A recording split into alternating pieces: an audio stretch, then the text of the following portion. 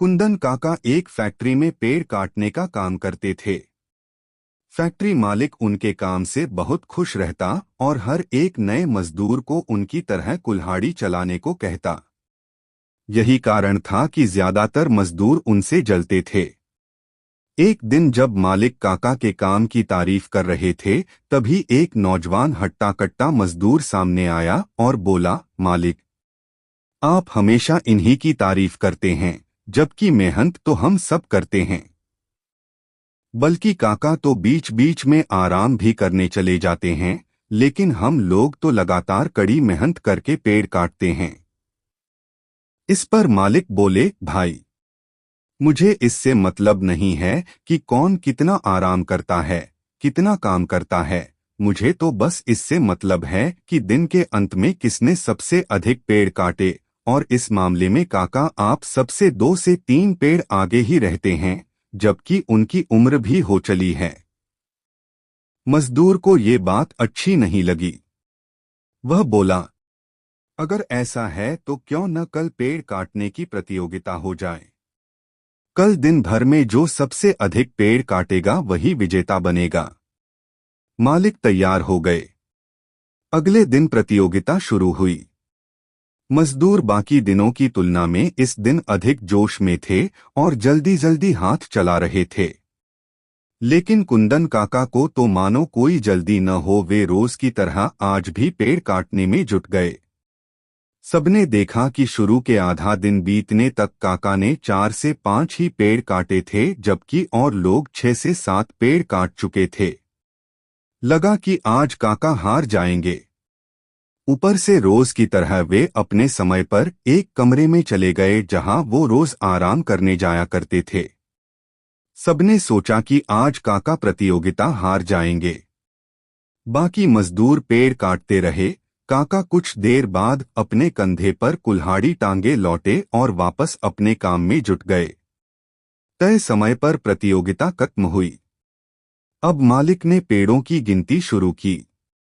बाकी मजदूर तो कुछ खास नहीं कर पाए थे, लेकिन जब मालिक ने उस नौजवान मजदूर के पेड़ों की गिनती शुरू की तो सब बड़े ध्यान से सुनने लगे। 1, 2, 3, 4, 5, 6, 7, 8, 9, 10 और ये 11। सब ताली बजाने लगे क्योंकि बाकी मजदूरों में से कोई 10 पेड़ भी नहीं काट पाया था। अब बस काका के काटे पेड़ों की गिनती होनी बाकी थी। मालिक ने गिनती शुरू की, 1, 2, 3, 4, 5, 6, 7, 8, 9, 10 और ये 11 और आखिरी में ये 12वां पेड़। मालिक ने खुशी से ऐलान किया, कुंदन काका प्रतियोगिता जीत चुके थे। उन्हें 1000 रुपए इनाम में दिए गए। तभी उस हारे हुए मजदूर ने पूछा, काका, मैं अपनी हार मानता हूँ, लेकिन कृपया ये तो बताइए कि आपकी शारीरिक ताकत भी कम है और ऊपर से आप काम के बीच आधे घंटे विश्राम भी करते हैं, फिर भी आप सबसे अधिक पेड़ कैसे काट लेते हैं।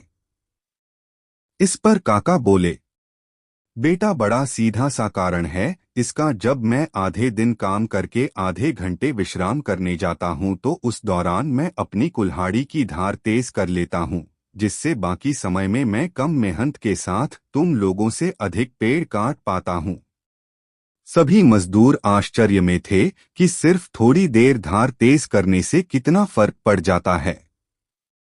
दोस्तों, आप जिस क्षेत्र में भी हों, आपकी योग्यता आपकी कुल्हाड़ी है जिससे आप अपने पेड़ काटते हैं, यानी अपना काम पूरा करते हैं। शुरू में आपकी कुल्हाड़ी जितनी भी तेज हो, समय के साथ उसकी धार मंद पड़ती जाती है। उदाहरण के लिए, भले ही आप कंप्यूटर साइंस के अग्रणी रहे हों, लेकिन अगर आप नई तकनीक, नई भाषा नहीं सीखेंगे तो कुछ ही सालों में आप पुराने हो जाएंगे। आपकी धार मंद पड़ जाएगी। इसीलिए हर एक व्यक्ति को कुंदन काका की तरह समय समय पर अपनी धार तेज करनी चाहिए, अपने उद्योग से जुड़ी नई बातों को सीखना चाहिए, नई विधि को प्राप्त करना चाहिए और तभी सैकड़ों हजारों लोगों के बीच अपनी अलग पहचान बना पाएंगे। आप अपने क्षेत्र के विजेता बन पाएंगे। आप चाहे किसी भी समाज से हो, अगर आप अपने समाज के किसी उभरते हुए व्यक्तित्व से जलते हो या उसकी निंदा करते हो तो आप निश्चित रूप से उस समाज के लिए कलंक हो।